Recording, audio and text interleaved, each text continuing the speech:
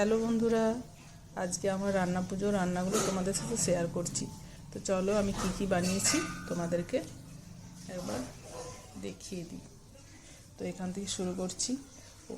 এখানে আছে ভাত, এখানে আলু ভাজা আর বেগুন ভাজা, এটা বেথো শাক আলু বেগুন দিয়ে, টমেটোর চাটনি কাজু কিশমিশ দিয়ে, এটা পালং শাকের চচ্চড়ি আলু মূলো বেগুন গাজর এইসব দিয়ে।